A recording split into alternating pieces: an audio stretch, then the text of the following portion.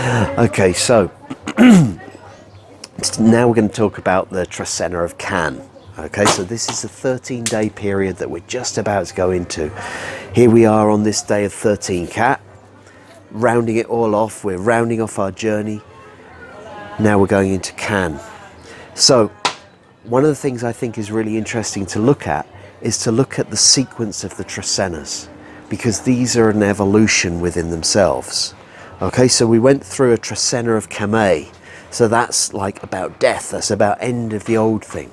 Then we went into the Trecena of Kawok, that's the birth of the new thing. From the Trecena of Kawok, we then move into the Trecena of we start moving with it. And then from the Trecena of we're going to go into the Trecena of Kan. So what's the wisdom? Where's the new wisdom coming in? Kan is all about wisdom and power. So when we're beginning something, this is a new idea, a new understanding, new application of wisdom, possibly a new power coming in is another way of looking at it. So this is what we're going for as we move through. It's about taking those experiences that we've had of the last 13 days in the Trecena of and turning them into wisdom that we move forward with. And you know, Kan has this well, I say reputation, has a reputation as a teacher, has a reputation of as a sorcerer.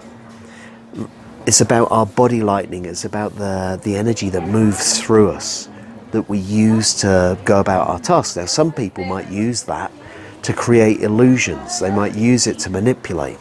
But we soon learn that when we create illusions, these are not things that we can sustain for very long. And so they take a lot of energy. So it's better just to go with the truth. When we choose to empower others, we share our wisdom. And so when we're able to do that, we're able to move into a new empowerment, a new teaching. And so this is what I see Kan about. The Trecena of Kan is 13 days about picking up new wisdom, new learning, about helping to empower the others around us with that wisdom. You know, it's when we hold it to ourselves, that's when we're disempowering. We're having power over other people. When we hold wisdom into ourselves, when we share it, we can empower the whole community. And that's how community gets wise, gets better, right?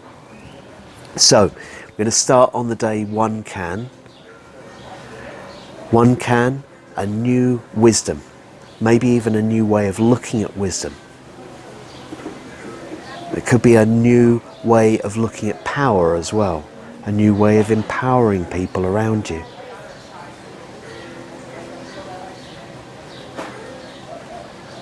There's also something with, you know, with things that are going on in the world. Kan helps us to see behind the illusions. Sometimes people are creating illusions. They're creating, like, the people that want to have power over us are having that power because they've created an illusion that they want us to see. 1 Kan is a new knowledge or a new understanding, a new wisdom that helps us to see behind that facade. It helps us to remove, or rather see through, the power that people are having over us. From 1 Kan, we then move into 2 Kame. So Kame is about the transformation. Kame is about facing our fears. 2 Kame can be about the transformation that occurs within relationships. Might even be about facing fears within relationships, because the number 2 is often around relationships and lovers. It's about duality and polarity as well. 2 can also be choices. 2 evolves from the number 7. The number 7 is having so many choices, and number 2 is taking it down into light and dark, left or right, heads or tails. It's taking it down into very, very clear choices. This way or that way. Which way do you want to go? And so 2 Kame might be about, like, okay, it could be about facing a fear. Which way are you going to do it? This way or that way? There's no way through it. You've got to go either way.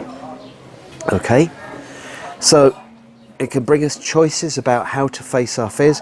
It can also bring us kind of like looking at things, looking at how to transform ourselves through our relationships, how to transform our relationships themselves, how to find like the higher essence that comes through the death process. From 2 Kame, we're then going to go into 3 Kiech. So Kiech is the wilderness, Kiech is the greenness, Kiech is the deer. Kiech is also seen as a spiritual leader. Kiech brings us strength, and it's the strength that we draw from the natural world. It's the answers that come to us from the natural world. And normally Kiech is strong and outgoing, but the number 3 sometimes throws up obstructions in the outer world, and it causes us to focus within. So if we used in particular the Nawal Kiech as being spiritual leader, and the number 3 as the home place or the inner world, this is about saying, like, you've got to look for the leadership, you've got to look for guidance from within.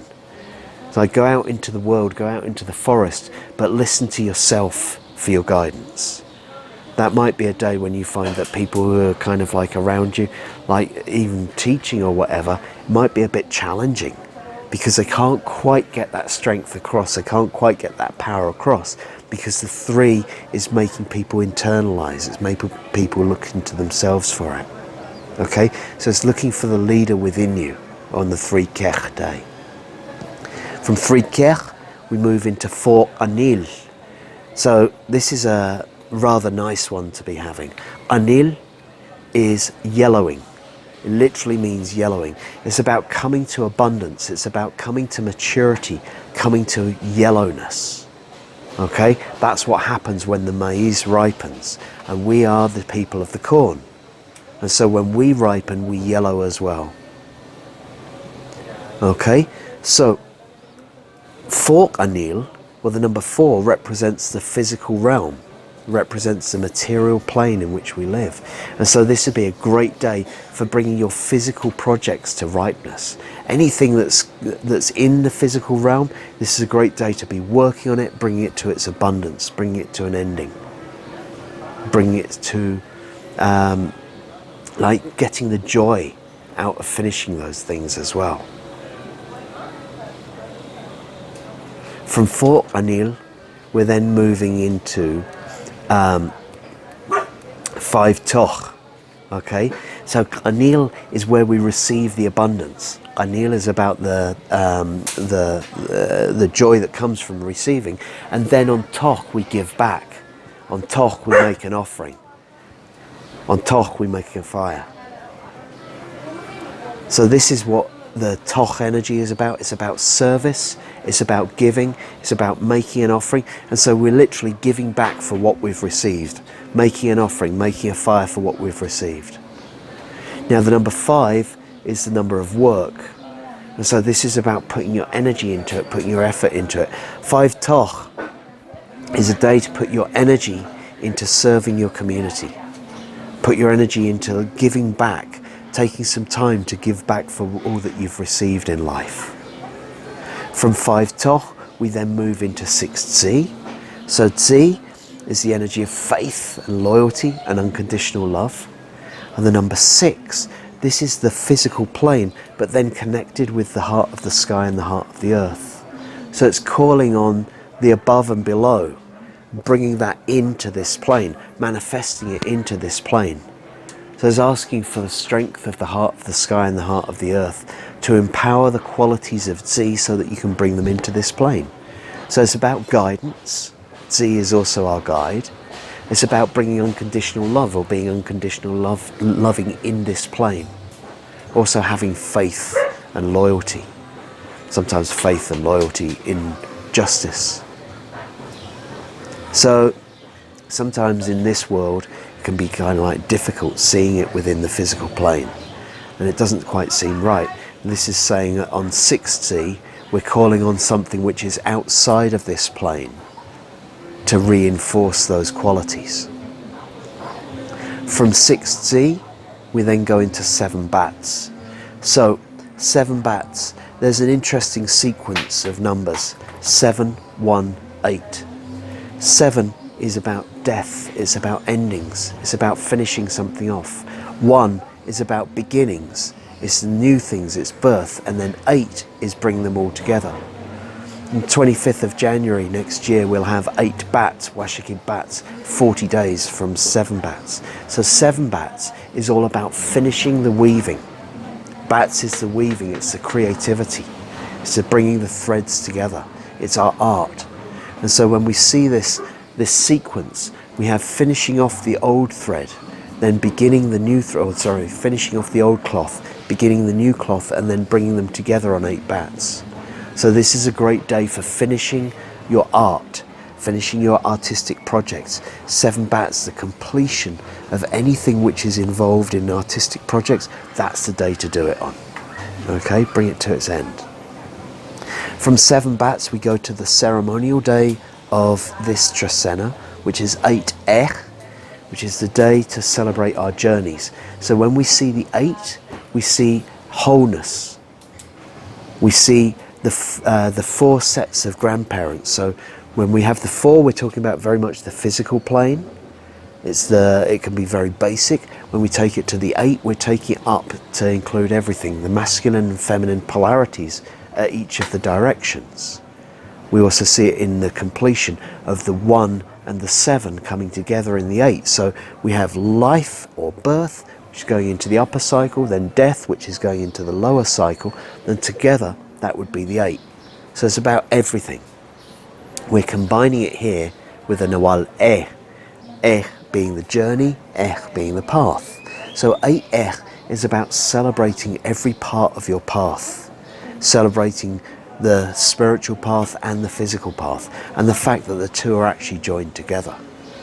It's everything that we've learned, giving thanks for every journey that we've taken, giving thanks for being here in these places, giving thanks for our liberty in one way or another, the fact that we can move, the fact that we have freedom of movement. These are all things that we can celebrate on the day From 8 we're then going to go into 9 This is a very interesting combination, because you have one of the most masculine Nawales with the most feminine of numbers. The 9 being the number of the divine feminine, the number of life itself. Why? Well, it's the number of lunations that we spend in the womb of our mothers. And so the 9 represents new life. The 9 represents the women. And here we have it with Ach. Now Ach is the Nawal of leadership. It's the Nawal, it means he of. It's the father figure within the home. Okay, so we have the divine feminine with leadership within the community.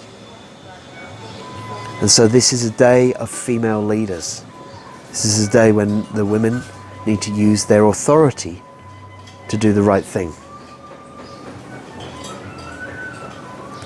They lead through right action, through right words. On 9 this is when they're particularly empowered to do that. From 9 we're then going to go into 10 Ish. So Ish being the altars and the shrines. Ish being our connection with Mother Earth. Ish with the number 10 representing that, representing community coming together, representing the laws of society joining together. So Ish, on Ish days, there's great days to visit altars. They're days of ceremony. And here we have it with the number 10. So this is all about the community altars, the sacred places, the places which are sacred to our communities. We can also see an element of this, of being our connection with Mother Earth and getting together to do something about it, getting together to look after Mother Earth. This is a great day for community action to look after Mother Earth, however that might be.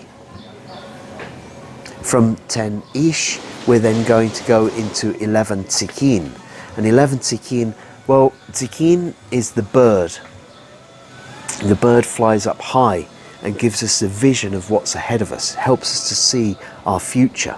Because whenever we're looking through space, we're also looking through time. So we're looking forwards to things. So visionaries see what's in the future and what they can bring into the now, ways to guide people and those kind of things. When we talk about prosperity, which is strongly linked with Tzigin, this is prosperity that comes through sustainability, because we've got to see a future in it. We've got to see a future for Mother Earth as well. It's to help everything to thrive. So there's that. But Tzigin with its vision can sometimes become distracted, because when we can see everything, sometimes we're looking wherever it might be. And the 11 can also be a very distracting number, looking in many different directions.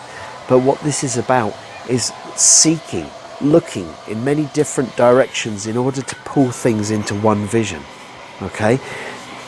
Sometimes we need to, well, I say sometimes, we need to think outside of the box. We can't keep flying the same flight path and expecting something different to happen. We need to look around a bit. So the 11 Tzigin is about coming up with ideas which might seem very different directions to where we'd looked at normally. But it's about keeping your eyes open and looking around for them.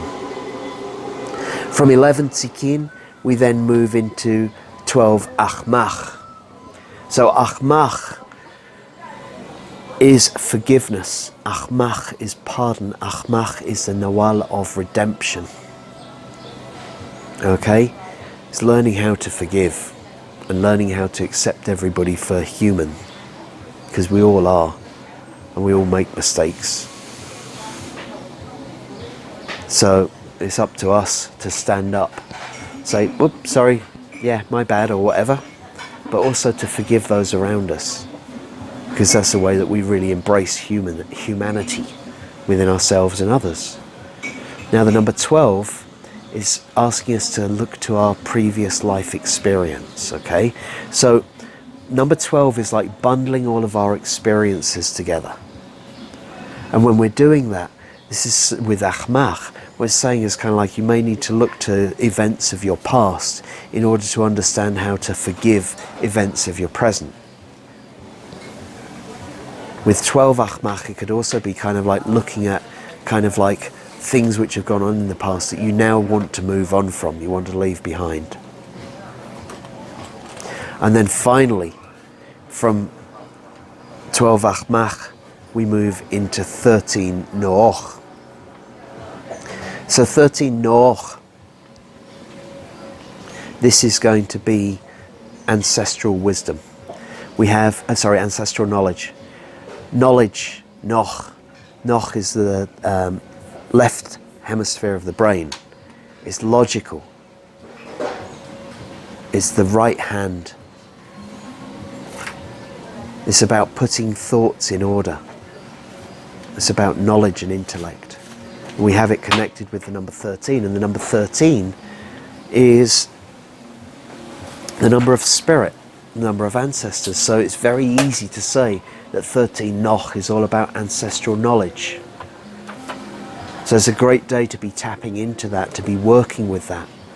It's a great day to be reading books or working with ancestral knowledge in whichever way that you might do, because on that day it's almost as if you could imagine that the words are carried to you by the ancestors themselves, so it gives you a much deeper understanding of it. And of course this is where we get to at the end of the Trecena of Kan, which is all about embodying that wisdom, which is about coming to that wisdom. So we're going to end up with the ancestral knowledge at the end of the Trecena of Kan. Okay? So thank you.